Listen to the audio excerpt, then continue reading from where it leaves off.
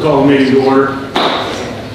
She'll bring the copies back in for the people that didn't get them. First call, or first order of business is the minutes from our July 10th meeting. Motion to pass those minutes, please. So moved. Second. I'll second.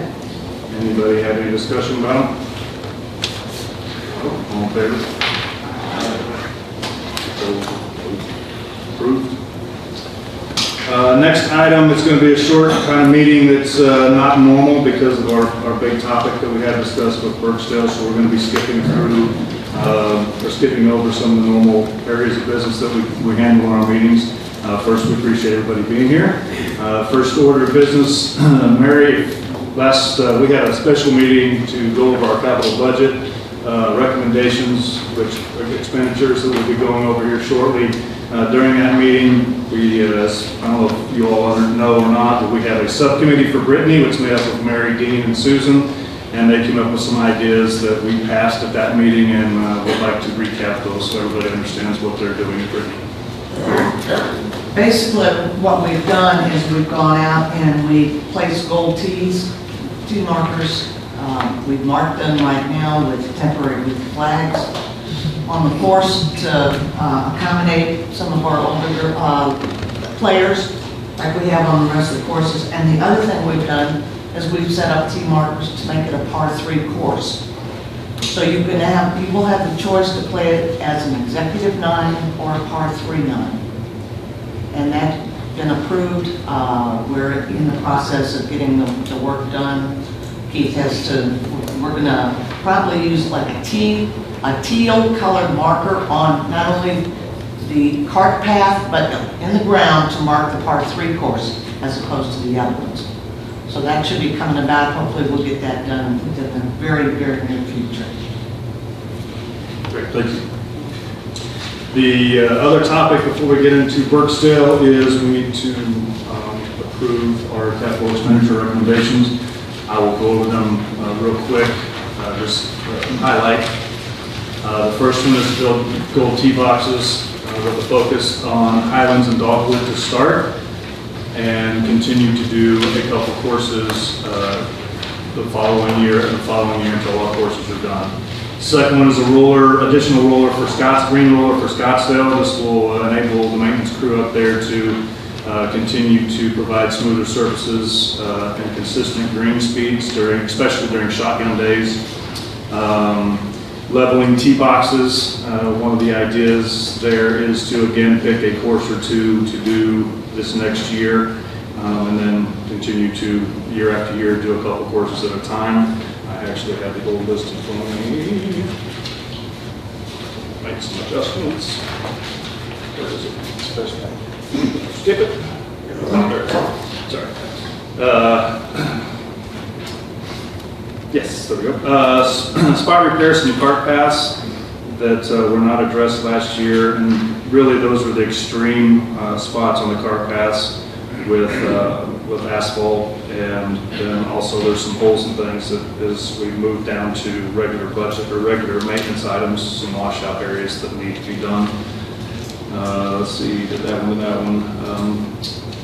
the root cutter machine, we rented one, what was that, last year, Keith? 2 years ago. It was very effective. We put that at the bottom of the list to get by. Maybe we can get by if we need it again, just to rent one until some money eases up, and we can adjust some other top things to get those more important up top.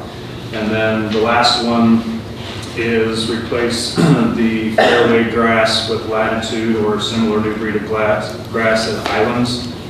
We know there'll be course closures and an expensive endeavor, but we wanted to get it on the list for recommendation. So, based off the 6 that we have, make a motion to pass those. So moved. Any discussion on those? Further discussion? So we have really 3 things on here that are fairly expensive: the building of the gold tee boxes, the leveling, and the fairway grass. Okay. And I would just recommend that if that, and they're on there with kind of a modest expectation they might be approved. Absolutely. Okay. So if we do get that approved, I think it would be wise if we had an opportunity to relook at priorities to make sure that, you know, the tee boxes are really, really the thing that we want to do. If we only have $300,000 to spend and close a course for the season, is that really, really the thing we want to do most? And I know it was because after the meeting I was reflecting on the value of new grass on the fairway as opposed to new tee boxes. And, you know, from a priority standpoint, if we only had that kind of money, the grass, in my mind, may win. Okay, but again, it's a fairly unlikely occurrence that we'll be discussing this. So right now you have it listed as your 6th. Right. So we just want to make sure that we're clear from the management point of view that what your recommendation of priority, that everybody's in, that at least the majority is in agreement on what needs to be done. We readjusted our priority list based off of, I don't know how to say, financial expectations, I guess is maybe the right way to say it. Again, to Susan's point, if $300,000 is available in the budget, then that would change some of this. If that makes sense. Makes total sense. Enough said. If you do that, though, you're going to keep pushing it down and down and down, and you're never going to have no debug. That may be, but that would be 100%. I think, I don't know what you're talking apples and apples, are we? Can you replace the grass on all the fairways and the golf course for the same price that you can build a dozen tee boxes? I haven't done the numbers, so I can't give you an exact, but my guess is it would be cheaper to I think it'd be a lot cheaper to do the tee box, and I'm not, I've got the course architect right here. He can I give think you it would be, he can give you a price. Still We be built cheaper. we built two tees 2 years ago at Scottsdale, and we had the fill material there, so we didn't have any expense for materials other than grass. And those were about $10,000 a piece. for 10,000 piece, that's surprising. And my thought also really has to do with, you know, that if we have to close a whole course for a season to do tee boxes, and we have to close a whole course for a season to do grass, right, as opposed to doing tee boxes in a few weeks or a month. So I think there are a lot of different considerations. And not all the tee boxes need zoning.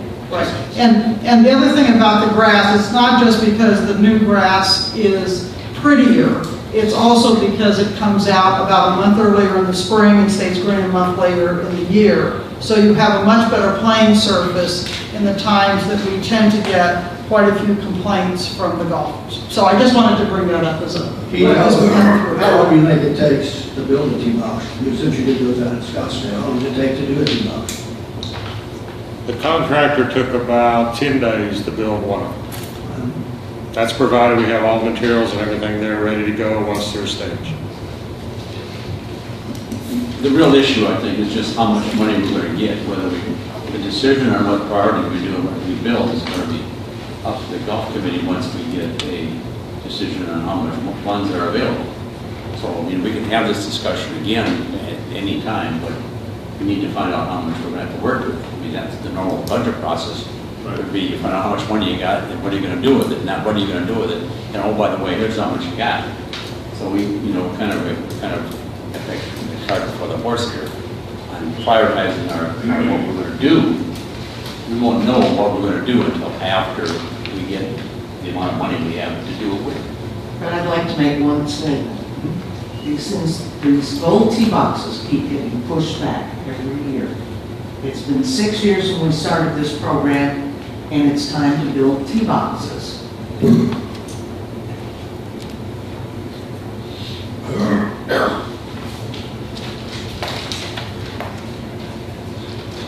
we want to vote as they are? Yeah. We want to change the motion? No. It's been second, right? Mm-hmm. All in favor? All opposed? we'll circle back around on that. We get down a little bit.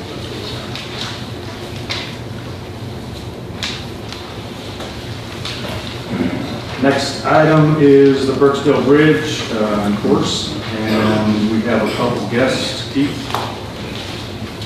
Yes, when I was asked to come up with some scenarios and cost on repairing and replacing of the bridge over there, I contacted Craft and Tall, an engineering firm, which we've done some work with here before. They had a history of working on bridges here before. They'd actually done a little bit of work on some of these exact bridges we're talking about. So I asked Chuck Whiff, who is to my left, to come and answer any of your specific questions, because he actually, I think I'm speaking in turn, bridges are one of your strengths in the engineering, I believe. Is that correct? Yeah. Okay. Chuck? We brought Gavin in, PGA Pro over at Kingswood Berksdale. I think it's important he's here to be in on the discussion. Welcome, Gavin. Gavin. Open discussion on this. A couple things. There were 39 total responses to the email address that we set up. Of those responses, 17 responses were keep it open, 11 were closed, and they were, I should also say that it was a mixture of the golfing community and non-golfing community in every one of these categories. So 17 open, 11 closed, and 11 had no opinion and basically asked additional questions. So there wasn't a keep it open or close it. So fairly spread across the board, which was interesting. What I would like to see or to look at in extending kind of really the decision-making process, but let's see, would it be possible for us to make it a 6-hole course or redesign some holes to make a 9-hole course? Obviously, we would need architectural work, architect to look at that. We would need to look at safety issues. I know the big hill on number 2, if the carts can go up it, if people meet, some different things. So one of the things that I would like to discuss and talk about is maybe look at that as an option as well. The expenditure of it, heck of a lot cheaper, I think, than either replacing, removing, or redoing a bridge. But that might be something to look at as well. So open it up for discussion. Yeah, go ahead. I have a question, sorry. A question for Chuck. The option about the repair of the bridge, okay, which is to basically fix what is there right now. My question really is, how much risk is there that repair doesn't hold over the long term, right? That there's something else that happens to that bridge. That's a good question. If you just repair the bridge as it's estimated there, you will still have steel piling in the creek. It'll still be built up debris. There'll still be a maintenance problem. The repair estimate doesn't do anything but replace those 3 spans that are affected. It doesn't repair the other spans, and those piling, that are in there now are susceptible to getting bent, as shown in the pictures. Okay, thank you. I want to jump in real quick. With what Jason said there, making it a 6-hole course, making a 9-hole course and rerouting it.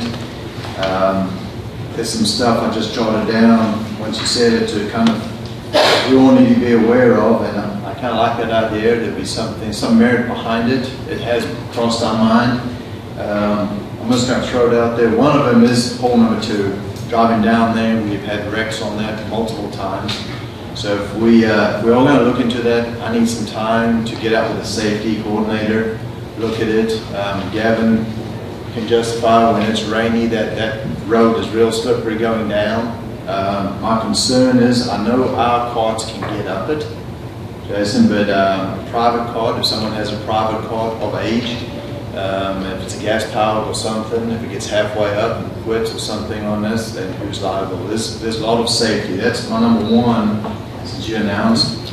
I need time to look at it if we had to do it, and if it's only a one-way traffic way, we're going to figure out some way of a light up top and light down the bottom, saying you can come down, you can go up, because that'll be crazy. Just a quick design of it, it is possible if you finish on number 9 to get all the way back. It's a long ride in a golf cart, scenic ride along the river. You go across it, then you could go down and go up. My concern, and David will be able to help us on this, is number 1. Because if you're driving back to the clubhouse on number 1 on the cart path, you're going to have people blasting tees and tee box balls into your face. So we're going to look at that as well. Maybe David and I could get together and have a look and see about whether it's redesign or something like that. Maybe putting a par 3 on hole number 2 or even number 1, something like that. But I think it's got merit behind it, but we need some time to investigate, Jason. Sure, clear enough. Yeah. We have the same problem with driving back and getting the rain on 2 other courses. When I know 2 weeks ago on Kingswood and Dogwood, both have the same issues. So I'm not sure we had any issues with that, but I don't see it to be that big of an issue. But we could look at it. Chuck, for our guests here, could you give us a brief pro and con on repair versus replace? Maybe give the pros and cons on repair and the pros and cons on replace? Sure. I can, just in brief, I would recommend replacing with a single span because we've looked at this bridge for quite a while. We've been called and asked to look at it. And the big problem is that it catches debris because of all the steel piling that's exposed in the creek. So that's one of the reasons that we recommend replacing with a single span so it doesn't have any of those steel piles in the creek. It's worked well at Kingswood 18 and it's worked well at Country Club number 2. So that's a big pro in my opinion. Am I correct in saying that,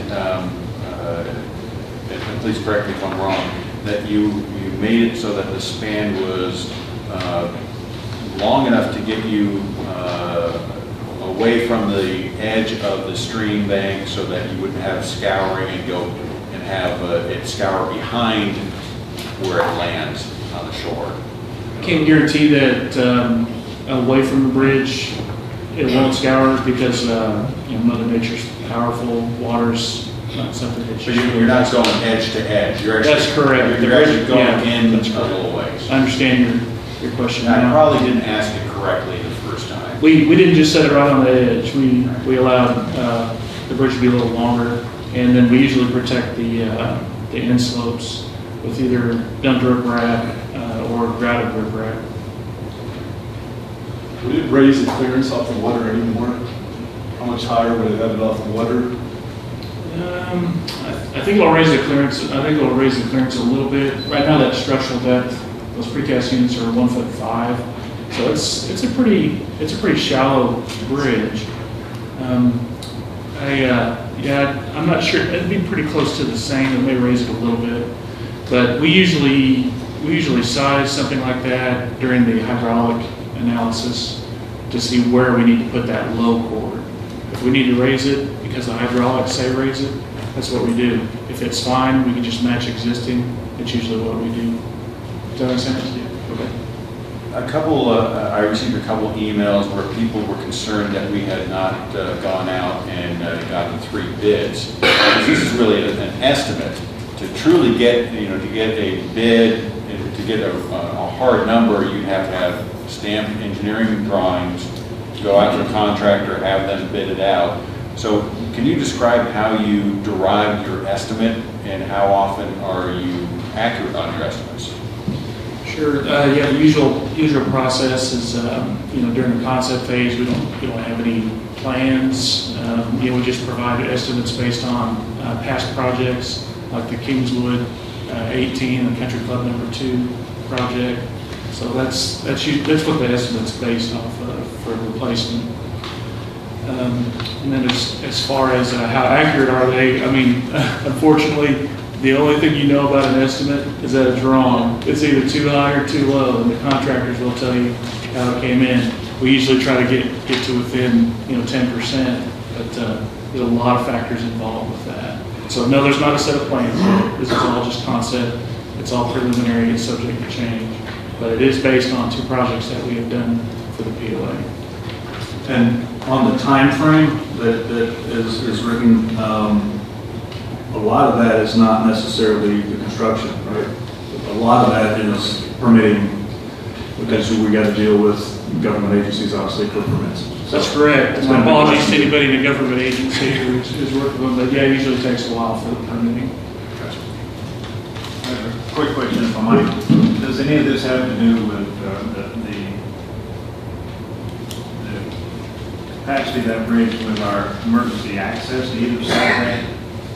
Because I know we have emergency access out there. We have to be able to get an ambulance or something out there. Does any of that bridge have to do with that? The estimate, I think I provided 3 estimates. One was remove, one was repair, and one was replace. And then I provided another one for golf carts only. The one for replace, if it's a legal load that can go over the highway just without a special permit, it can go across that bridge. And the reason we did that is on Kingswood 18 and Country Club number 2, we get calls that say, hey, can we drive this construction vehicle over this? Or can we drive, can we drive emergency vehicles over this? And our answer is always yes, because that's how we designed it. The 4th estimate is for golf carts only, so it's narrower and it doesn't have as, it's not as robust, it's not as strong as the other bridge. But we discussed at our last meeting that the emergency requirement wasn't an issue anymore, didn't we? Yeah, I think it's good at this. I just need to clarify something when he's talking numbers. Remember, we flipped the 9 since he was here. So the bridge he's talking about construction equipment going across is not currently number 2, the narrow one, it's the big one that is 11. Those are the 2 bridges he's actually talking about in today's numbering system, which would make a difference, because I can think you're sitting there going, how are you going to drive a construction deal across that real narrow cart-only bridge? Just to clarify. But to answer the question is that the emergency requirements have changed. Those date back a long way. I had a conversation with Chief Sims regarding this. So in fact, we need to build a bridge to be able to handle golf carts, not emergency vehicles. You could, that's why he gave us options. Yeah. So you could build a bridge that is a cart only, and I think that was it's in here, $500 and something thousand. Or you can make a wider bridge that would take not only emergency vehicles, but also Keith's equipment, and that's more, it's 600,000 or something of that nature, I'm not off the top of my head. But we're not required to have an emergency access bridge because they can get access from other locations.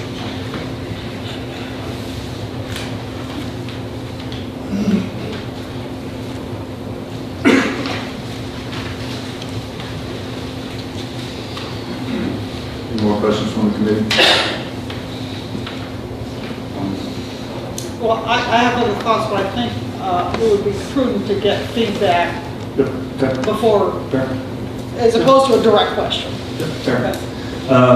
We'll open it up to our awesome members that are here. Please remember, please try to keep it to 3 minutes. I know there's a lot of you who want to speak, and I want to have dinner on time tonight. So if you could keep it to 3 minutes, we'd appreciate it. Yes, go ahead. Please step up to the mic. I just want to ask, if you open that bridge so that the debris does not catch there, what's the next bridge it's going to catch on? Is it going to catch on another bridge at Kingswood, like number 8? Maybe that one? Good question, thank you. Yes, it will catch on the bridge on 8 because that is a low bridge, the same kind of bridge. And then I think you're pretty good the rest of the way down after that.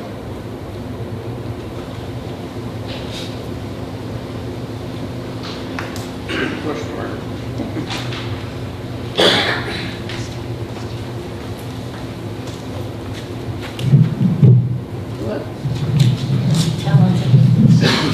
Okay, it doesn't seem feasible for scenario 4 because the trees still flow down and they would hit whatever pilings you have saved.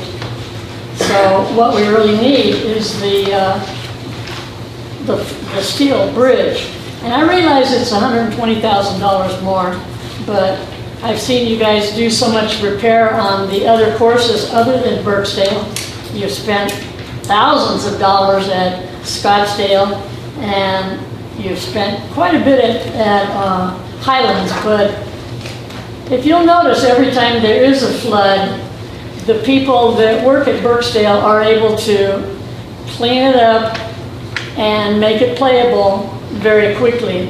And Berksdale is one of the best courses that you have. We've already lost 9 holes, but there's still 9 holes left. And it's a perfect 9-hole course. It has 3 pars, 3 4 pars, and 3 5 pars. And the people that play it love it. And I don't know why there aren't more people here today to fight for Berksdale, because we need the steel bridge, and we need to keep Berksdale open. It's a lovely course. I love the course, and I wish everyone would come and fight for it, because it's one of the best courses you have. Thank you.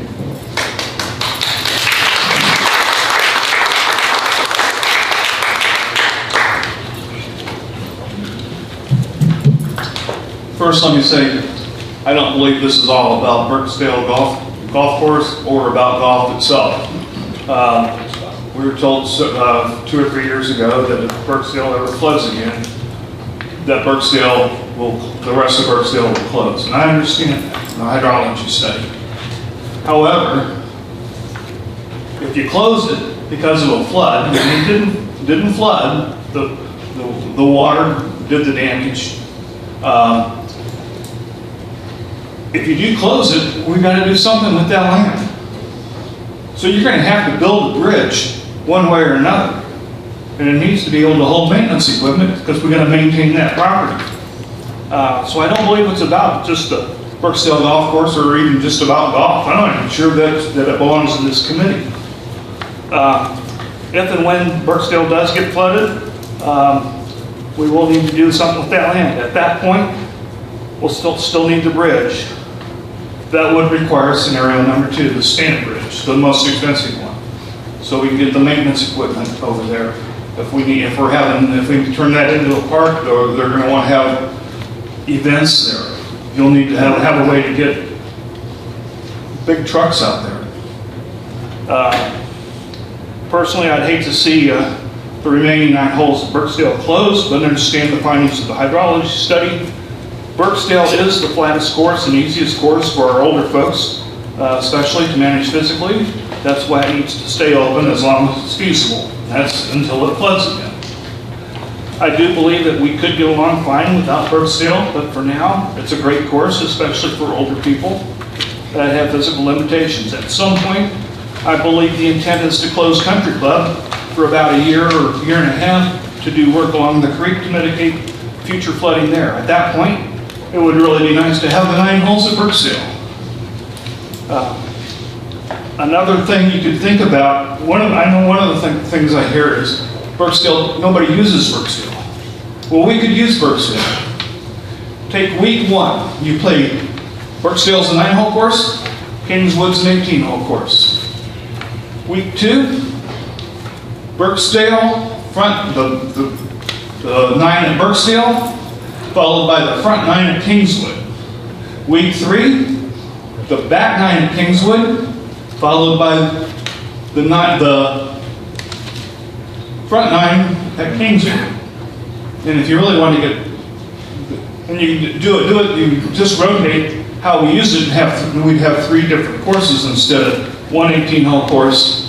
And so anyway, let me again reiterate, I don't believe Berksdale Bridge is a golf issue. We need the bridge to be able to maintain the land, whether it's a golf course, a park, or whatever. Thank you. Thank you.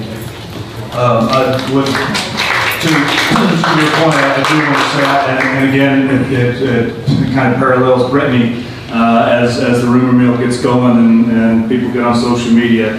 I will say again, as we said with Brittany, and I can say this with great pride, we left Brittany open. No decision has been made. That's why this conversation is happening. And I want everybody to understand that, and please, everybody believe that as well.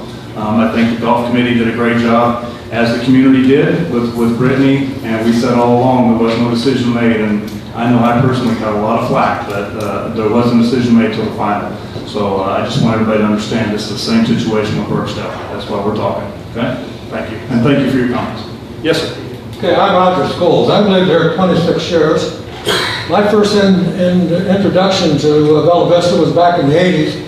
Coming in from the south, the first thing I was seeing was the Berksdale Golf Course, Kingswood, Country Club. It was a great place, great way to show off the Bella Vista city.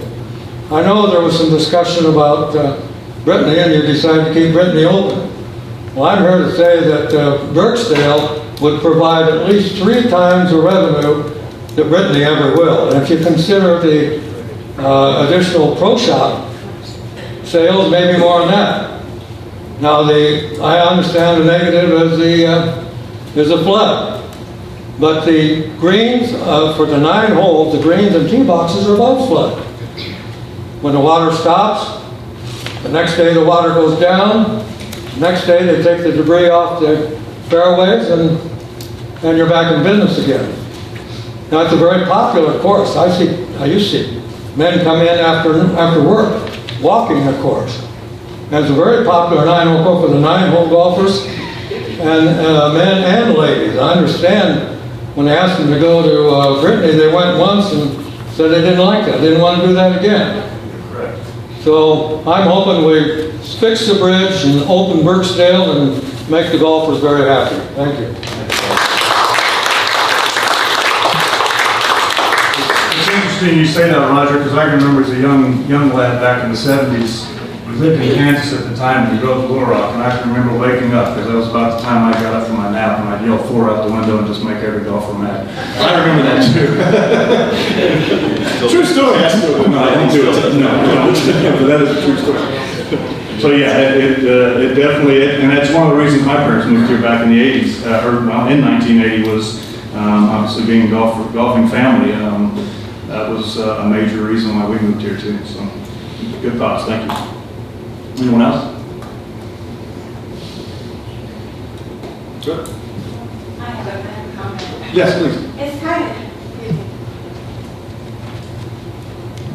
this is the same thing that's already been addressed, but I think the decision about this bridge for a golf course is very short term. The land is eventually going to be used some way, whether it's for a golf course or not. And I agree that there would have to be a bridge or access provided. So it's a cost that we're going to have to incur at some point. So I think we need to look farther ahead in this commitment. And if we do it for a golf course now and it floods later, the land will be accessible for other events or things, parks or whatever it ends up being.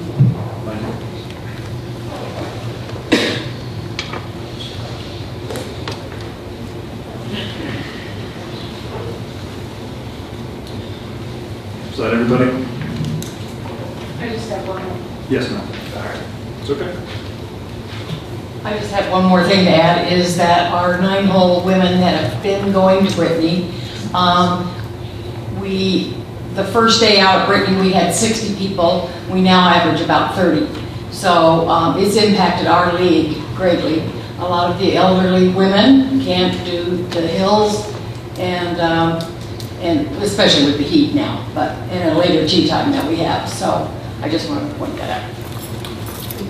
I do have one question. I've got a question too. Go ahead. Does your cost for the bridge include the cost that we'll have to pay for the permits from the Corps of Engineers and the state? So your estimate includes that? Yes, ma'am. Right? Thank you. I probably have an ignorant question because I haven't been in the area all that long. Is the problem that we can't afford the bridge, or is the problem that we don't have enough golf to keep sustaining the budget, if I may ask? Both? Yeah, but we have got a couple problems. From a from a financial point of view, because of all our reserves were used to put out the Trafalgar fire, you know, this is a very difficult decision to make. Our funds are extremely limited at this point. With regards to flooding, we brought in Burns McDonald, and they did a flood study along Little Sugar Creek, and their analysis was that the flooding is going to continue to increase in frequency and intensity. You know, we just need to be aware that it's going to continue to get worse as upstream continues to get urbanized. Okay. With that, are there other alternatives for financing the bridge? I mean, we seem to be Northwest Arkansas seems to be very community spirited or whatever. I mean, this isn't even, you know, we have bike trails and we have everything else, and it's very recreational.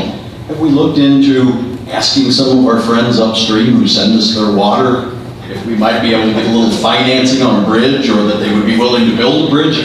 In some respects, this is a rounding error for a lot of these people.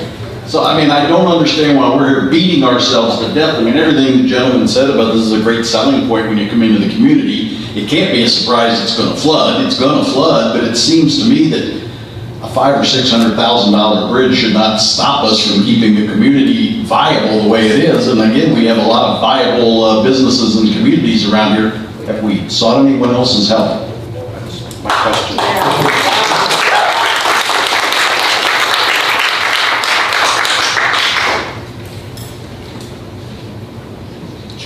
We can put you in charge of the committee. What's that? You can be in charge of that committee. I'd be happy to discuss it. I mean, it just seems like we have a very viable, you know, atmosphere around here. Bella Vista is very much a part of that.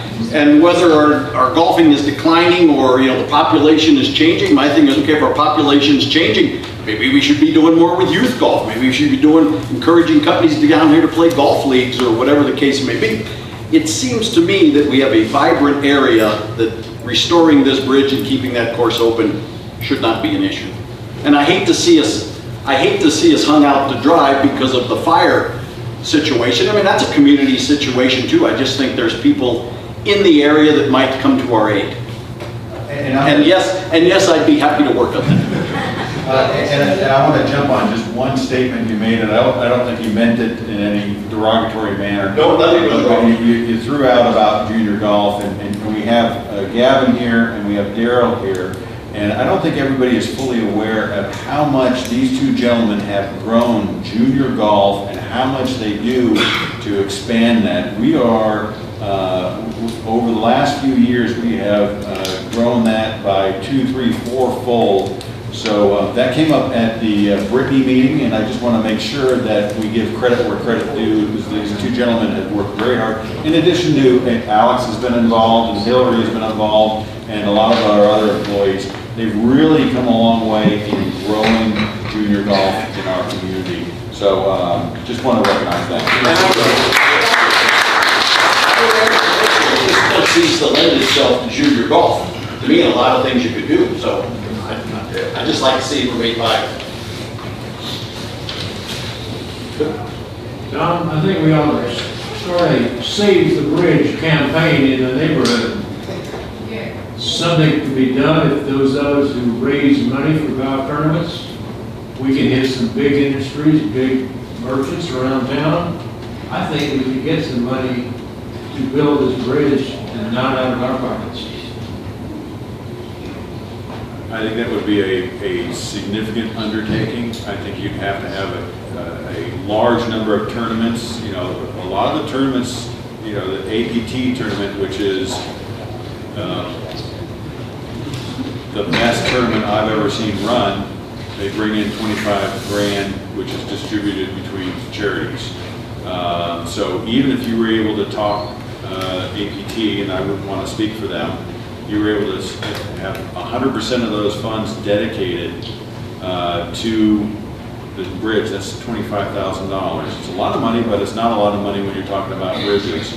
I think that, you know, there are a lot of big corporate players in the area, but they get knocks on the door consistently from charities, and I think that hospitals are going to carry a little bit more weight over a golf course bridge. Just to be 100% frank. Yeah, folks, it's a good idea. It actually came up a while back. Someone was asking me about that. We average on our fundraisers between the rally to prostate cancer to then we do about 7 to 8 to 9,000 per event is what we do with our local community. So if you're talking a $600,000 bridge, it's a lot of tournaments, and you're going to have to cut those back. And like Tom said, the charity raised $2.1 million for the Children's Hospital, but there's big players in that, and it goes to that cause. But it's something we could look at for sure.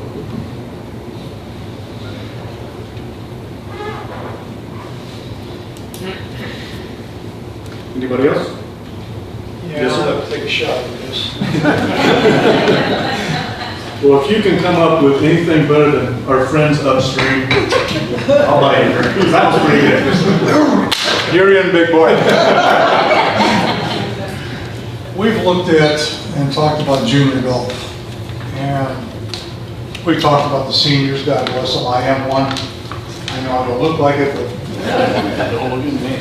I'm not looking at you. Trust me. The one thing. See? Don't get smart. Blow your eardrums out. Your pacemaker. Yeah, that was my pacemaker. Thank you. One of the things we really haven't discussed is the fact that Top Golf is coming in here, and they're going to be here at the end of middle of next year. I think they're going to be open wide. Daryl and I have had this conversation previously, and I'd like to bring it out and kind of put it a little bit more of a public venue here. There's going to be a lot of people that are going to go down there, and for the first time in their life, they're going to have a golf club in their hands. And they're going to start swinging at this thing, flailing away, trying to put it into a round circle on a football field. And they're going to do it from ground level, they're going to do it from one level up, I believe. It's going to be the size of the one that's going to be down in Bentonville.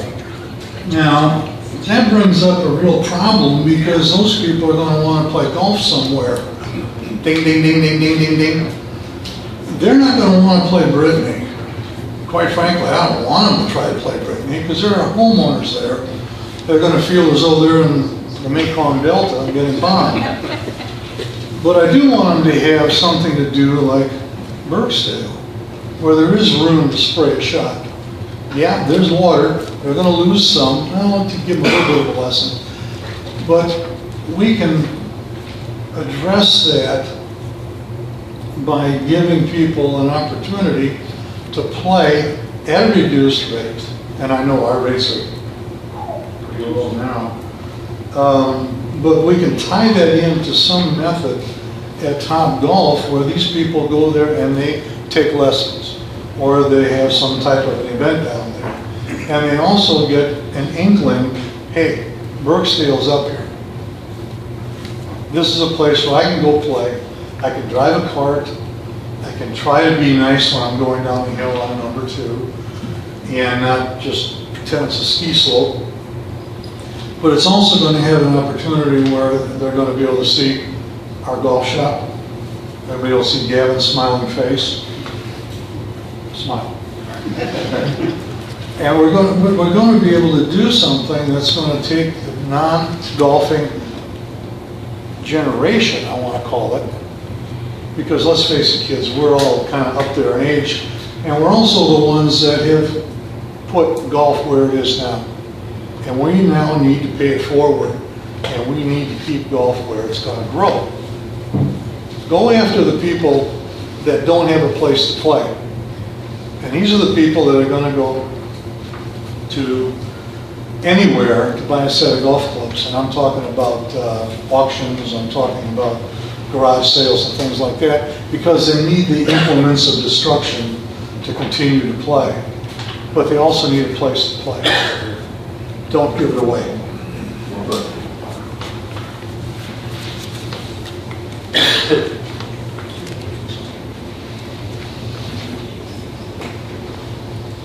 Anybody else? Okay, so I'm going to be the black hat in the room, as usual. Because at some point I think it's really important that we make sure we look at this from not an emotional standpoint, not as a sometimes down the road standpoint, but where we really are today in our golf business. And I don't see this as a decision as much about what kind of bridge we put in as whether or not we need that course at all in our golf business. And and what we're seeing is people already are moving from Berksdale to the other courses, and they're not moving to Brittany, they're moving to the other courses, and you can see it in the rounds at Brittany. Okay. With Margot, and I'm very familiar with what's happening at the 9-hole, there is a risk, and I think it's the 9-hole ladies, the 9-hole men. The question is, where do those groups go? And if we're positioned at Brittany, I expect we will lose at least half of the players in our clubs, and plus they pay half as well. It's a 40% less revenue at Brittany than it was at Berksdale. Okay, so we kind of get the double whammy there. So I think there will be some loss of rounds if Berksdale closes.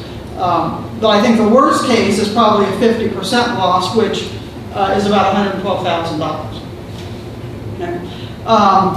If we okay, so from a rounds and revenue standpoint, we've had a 5% decrease in rounds consistently for the last 10 years. And so we're off 31% from 2010. And it's both in the number of players and the number of rounds. So the golf business is it's in a declining mode. And unfortunately with golf, the costs are a step cost. You either have it or you don't. You can't just, you can only cut down payroll so much or cut down supplies so much. But if it's there, it costs you. And with the golf study that we did at Country Club, we asked how many golf courses do we need for the foreseeable future, and I believe the answer was 4 is the recommended amount, 5 is a luxury.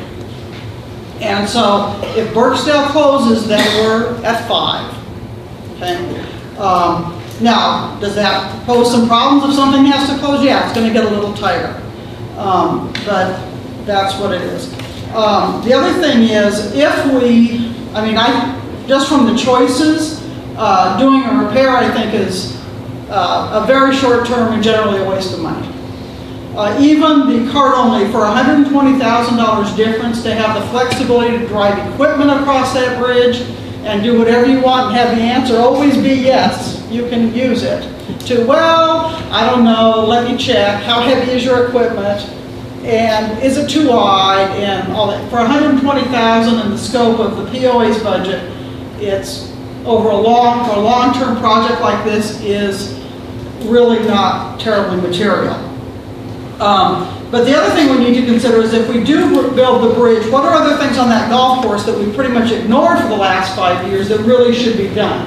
If we're going to spend $600,000 on a bridge, are we okay with the cart paths deteriorating in the spots that they are? Because we didn't do anything with those cart paths over the last few years. We know the irrigation system is, let's say old, really old. Okay, and in Keith's budget, he has money there, and that's consistent with what they use to maintain the irrigation system, correct? But if there's something that significantly goes wrong, that's money that has to be invested and spent for that to be viable. The other thing is there's a bridge that's coming down off of between 1 and 2, and that bridge is the older kind, and it's also at risk. It's an old bridge and it's at risk. So what happens when that one goes out? So I would just hate to see us spend, and by the time you have the course closed for 1.5 years without any revenue coming in, right? It's not a $620,000 bill, it's really an $800,000 bill because we won't have saved the money before. Okay? And so you have all these continued risks. And the last point I want to make is, what's the opportunity cost? If we were sitting here with a POA with a $10 million reserve, it would be a little different scenario. Okay? Yes, the Trafalgar fire kind of skimmed off a portion of our reserves, but the reality is we spent a lot of the reserves we spent 10 years saving. And we did it, and I look back, and I wouldn't give up a single project we did, okay? But the reality is if you had $800,000 to spend in golf, just assume that money would go to golf. Wouldn't there be other things we would spend it on? Wouldn't we spend it on gold tee boxes and leveling tee boxes and making our grass so our courses are current? Because even though we don't think they're dated, because we're used to playing them all the time, when people come in and look at our courses, even though they're beautiful, they are falling behind what the standard is in the industry. And so I just wanted to kind of, and then the other one is, of course, have to throw a little bit in about non-golf things. Sorry, I get to talk. And that is... More than 3 minutes? Yes, because she's a committee member. Yes. Okay, and the last point I want to make is that, I'm a golf person. I love golf. I'm passionate about golf. We moved here because of the golf. But we do other things, and so do many of our neighbors. And are any of those amenities underfunded because of the relative amount that we spend in golf? Okay, so it's just a lot of money on the hope that we get something from Top Golf, who, by the way, will view us as competition, not as a cooperative venture, right? Or that we hope that suddenly our trend will turn, even though there's no evidence that it will. So anyway, that's my pitch on that. Maybe that's not the best use of our money. Can I ask you a question? You very effectively pointed out each of the Sure. You very effectively pointed out each of the situations that we do face currently in our golf programs. The old sewage systems. I don't know if there are any newer on the other courses in the area in Berksdale. I don't know, and I don't really care at this point. But you have effectively pointed out the deficiencies and what we're faced with today. My question to you is, do you have an overall solution to remedy that? And if you do, what is it? Well, I don't have a solution to remedy, but except to not spend that money on the Berksdale Bridge and the Berksdale Golf Course. I would rather see us, and I think it's important that we remove, if we don't build a bridge, I think we should remove the one that's there. And Tom Justin, can I ask a question? It's kind of I'm going to mention the elephant in the room, okay? We have all these financial situations, we have things that we need to do. Is there some relief in the future, say through, if we get an assessment increase, does that change the cloud, the picture somewhat overall? Yes. Certainly would, wouldn't it? And with that being said, yeah. Management has not given any recommendation regarding this situation. We want the golf committee to make their recommendation to the board without any influence from management. Understand. They've asked us for information, which we have provided, but we want the committee to make the decision, their recommendation on their own. It's just that obvious to me, as you listen to the situation from a business perspective, and a financial consideration. I mean, yeah, the reserves are gone, but we've done some, I think we've done some wonderful things with the reserves that sat for 20 years.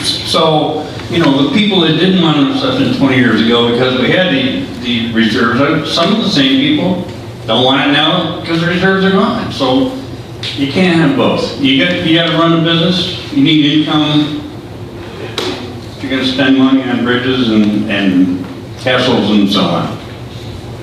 The financial dynamic changes with an assessment increase. Cool. Thank you. Thanks, Tom. Thanks, Tom. Good question.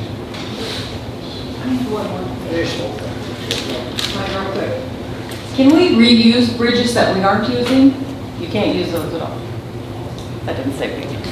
That's a good question. Well, you can, but they have to be exact size. As the engineer, I'm not an armchair. I will never claim to be an armchair engineer. So go ahead. Like number 8 that goes to the bathroom. No, not the right size. Oh, okay. Thanks for asking, but we already looked at that. Yeah. Yes, Mr. Bruce. My name is Bruce Portello, and I do live in the Highlands. I would ask that all of us please don't underestimate the weather.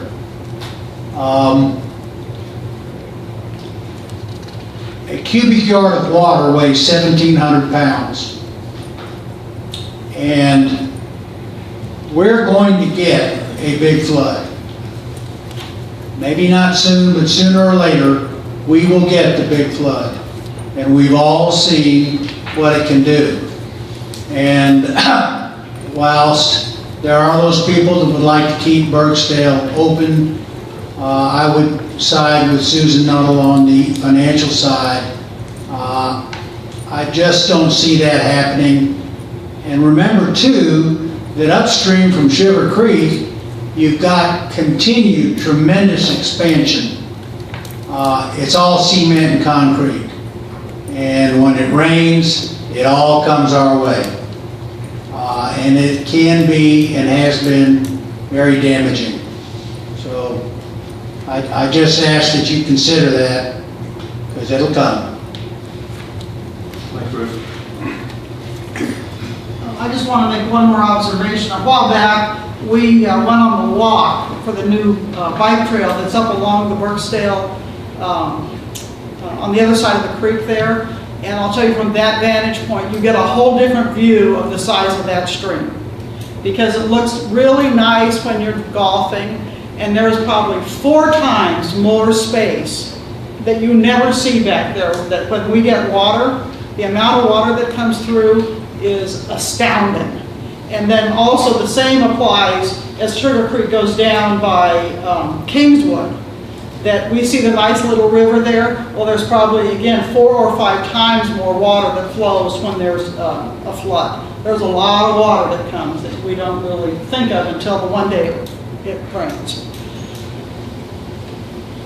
Chief, I believe there's been some reports on that number 8 bridge.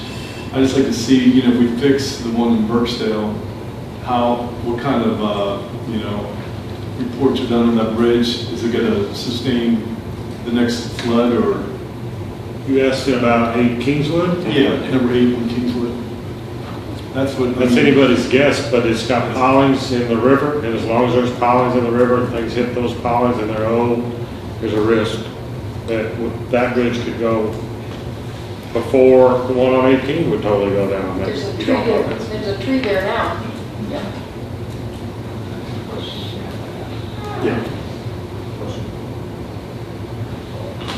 Okay, as a committee, I think we need to table this a little bit and continue our conversations and get more information. One, for looking at maybe expanding, temporarily making a 6 or 9 hole course until we get some more information. Bill, I'm going to have that, I'm assuming, with safety and all that. Yeah, I'll take that on, and I'll be reaching out to David, Keith, and our safety coordinator within the POA, and we'll go out there and have a look at that. Safety first for anybody that's driving up and down on 1 and 2 is what we've got to look at, and the route. Jason? Yes, Keith. Can you, if there's any more questions for Chuck, I'd like you to ask them, because I'd like to let him go ahead and go home if you had any specifics for him. We're paying him by the hour. Actually, we're not. He may start charging those things. When you come. All right. Thank you for coming. We appreciate your questions. Yes, sir. They have Daniel Ellis on me. Is there any possible way that we could get 3 estimates, even without the architectural drawings? I don't want to put the expense on and then not use it, but only having the one estimate. Okay, so this, Chuck, correct me if I say anything incorrect. Okay. So based upon his historical references of what other work has been done, is how he's calculating that estimate. And he said earlier that he's usually within plus or minus 10%, which is pretty good, at least in my opinion. In order to get 3 bids, in order to have a bid, you have to have architectural drawings. Well, architectural drawings are going to be expensive. And the other thing is you have to pick a route. I don't want to pay Chuck $30,000 for architectural drawings for a repair and then have to do architectural drawings for replace. So you have to pick a route, and then you have to pick $30,000, and what happens, you know, I don't think, let's say Chuck is way off base and he's off by 20%, okay? It's still really not going to change your decision making, okay? So it costs $240 to repair the bridge instead of $280. Does that change your opinion? Does that change your decision? Let's say it costs $400,000 instead of $500,000 for a single lane cart bridge. Does that change your decision making? I don't think it really does. We've used Chuck many times in the past. He hasn't let us down. I feel plus or minus 10% is pretty good. Now, if we decide to move forward and we decide one route or the other, we are absolutely going to get multiple bids. And we will do our best to go down. If we go down and replace the bridge or repair, we will get the best value we can for our dollar, because we do that all the time. We always get 3 bids, and we always try and get creative. But I would say, does it really change the math of the decision, whether it's 240 or 280 replace, or 400,000 or 500,000 to replace? In my opinion, it doesn't change the decision making. Thank you. Did I say anything wrong? If you did, he was going to say he didn't care. The man's thirsty, it's after 9 o'clock. Thanks, Chuck. So do we agree to, I guess, table it at least until for a month or however long it's going to take for them to get When do we have to have a decision to take to the board? Technically, even if we made a decision today, nothing's going to start for a while, so. I can't speak for the board, but I think the board wants to make the right decision, not the now decision. So if it takes an additional month, if it takes an additional 2 months in order to make the right decision, they would rather do that. Keep in mind that if a repair is 9 months and a replace is 18 months. So if it turns into 10 months or 11 months or 19 or 20 months, in my opinion, that's not much of a difference. I'd rather make the right decision and to give Daryl the time, because it's not just going out there and walking around. David has to look at it from an architectural point of view. Tony, our safety individual, has to look at it from a safety point of view. Keith has to look at it. He may have to get additional estimates. Remember, when we rerouted that golf course and turned it into the current format, it took Keith a little while because he had to reroute car paths, we had to put down gravel and so forth. So we want to be able to make the right decision. So I would make the right decision, not the now decision. And there is a financial impact. Yeah, I was going to say, really, again, it goes back again to the cart versus from the horse. We can recommend that we're going to build a new bridge for $600,000.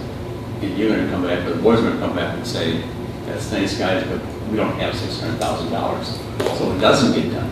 So really, to me, the issue really becomes, what do we have to work with if we're going to make that decision? I mean, we can make our recommendation, but we still need to have the knowledge of how much money we're going to have and where's it going to come from. Well, I would like you to make the decision based upon the merits of the situation. I can tell you point blank, without an assessment increase, the option of going 500,000, that's going to be a really hard decision for the board to make. We don't have a lot of money right now, and what we are focused in on for 19, we cut out a tremendous number of capital projects, and the projects that we kept were a lot of safety oriented. For example, we kept in the budget the crossing at Jack Crabtree at Dogwood, because that was a safety issue. I hope everybody will agree that was the right decision to keep that in, but there was a lot of projects that we had to axe. Without an assessment increase, our budget is very limited, so we focused on safety issues. But going back, I would like the committee to make the decision based upon the merits of the challenge, and put forth that recommendation to the board, and then the ball's in their court. And I would encourage, I've been around a while, most people know me, that bridge input at bbbpoa.com, the email that was sent out, you heard the numbers, we got 39 in. I know there's more golfers out there, there's more people. Let's get some emails in. Not every idea is a bad idea. Throw it at me, we'll have a look. Just like the idea from Jason. Let's go see if I can reroute it, see what we can do. We've moved all the groups off of Berksdale, we're coming into winter, so let's make a smart decision, not a rush decision. Let's make sure we're on that. But encourage your fellow golfers, the golf groups, get on that email, send some stuff in, ask questions, we'll go from there.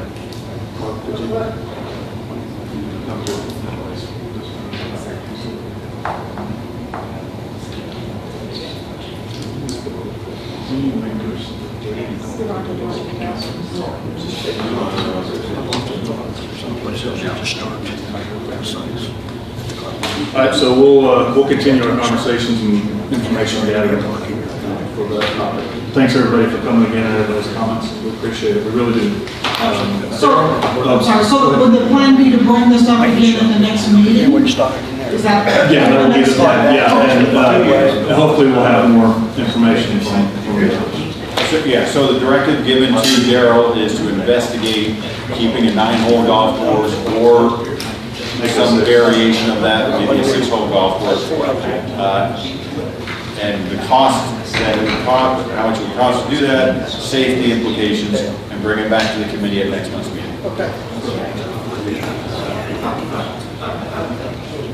Jerry, board liaisons, Jerry? Sorry, hold on. Yes, ma'am. One more real quick. That email that you're talking about, is that, what's that going to make a difference if people send in the email and say, yes, I want it, or no, I don't? Is that what the email you're talking about is? Well, it's more for input, and just like we had this evening, or this afternoon, just what are your thoughts, what are your ideas, do you have any, is there any additional ideas? It just helps us make a more educated decision. So I can answer that. Just like on the Brittany deal, we got a lot of emails that came in on that, and I mean, we got a bunch in. Some of the ideas were great. Just getting the response from the community is what we're asking for. We had a great turnout tonight, and the committee members are all in golf groups and they're active in the community. I appreciate that, but there's a lot of people that couldn't make tonight. So let's hear some input and let's not rush this decision is what I'm saying.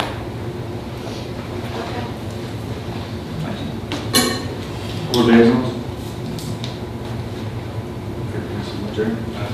All I'd like to say is that I've listened to both sides, and it seems like it's being very fairly approached. And there's really no hurry right now that I see that we have to jump on this in the next even 6 months. But surely things might change. And once we get our final findings on Trafalgar Road fire, there's other snow dumps, as well as assessment increase potential. So there's a lot of pluses out there.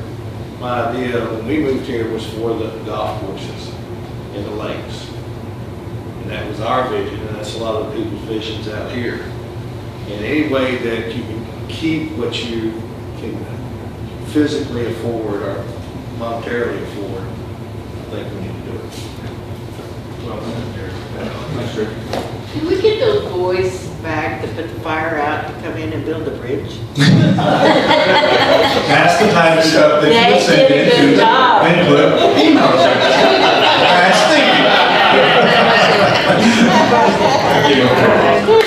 Okay, Daryl? I got one more thing that the board needs to be aware of. About 3 months ago, I came saying we've got some abusers out there of our flag policy, our handicap flag policy out there. We've all seen them. Just want to let everybody know we have addressed some of our violators. It's continuously doing it.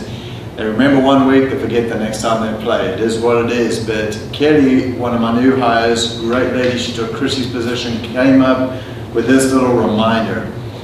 So every time we hand out a flag, it says on here, handicap handicap flag test program. It's a test program for summer. Those are the people over the age of 80, and this program is working, folks. I'm telling you, it's working. We're seeing more players out there, which is great. But people tend to forget, 30 feet equals 10 yards from the tee box and green. I stopped a gentleman the other day, I won't say who it is, and I said, you are closer than 10 yards. He goes, not to the pin. I said, it's from the green and the tee box, all right? And it also says on there, par threes, some are handicap permissible, some are not, and it says, help us make this program successful. So we're handing these out to the guys that are using them, ladies that are using them. It's a great program. It's a test program. It's please help us. We don't have the staff to monitor it all day. We can't get out there and do it. So in your groups, again, I'm begging, please address them when they get up there. We And do it's that, hard. we do that. as you Same know. people. But it has to be enforced at some point. I saw 10 violations with one individual again today. 10 You know today. who I'm talking about. Okay. We've addressed a number of you. Do something. It was Gavin. That's all I got. Eventually, you're going to have to take away their privilege. You need to do something. Everybody may be given one warning, and then they're going to have to lose it. So they keep doing it. I'm gonna make a joke. I'm gonna wait for Doug to get back. Doug's on vacation first, but I made a joke of going out there and saying, you've been served, and then putting something down. You gotta And go from you there. gotta enforce it. At least set an example. Set an example. I mean, Because there are so many people that really do need it, and really, I talked to a number of people that said they will not come out and play in the winter if they can't have that privilege, and they live for golf. I mean, Dick Shabandi, who broke his hip in Paris, his back, he was out a year. He wrote to me last week, and he's just so excited about it. And when he was told it probably was going to end October, he says, "This golf is what I do, and I can't play in the winter. I can't have that opportunity." We definitely want to keep it going. Definitely this. All right. Last thing is our next meeting is September 11th here at the boardroom at 4 o'clock. Anything else from you? Meeting adjourned. Good job, Dave. Good job.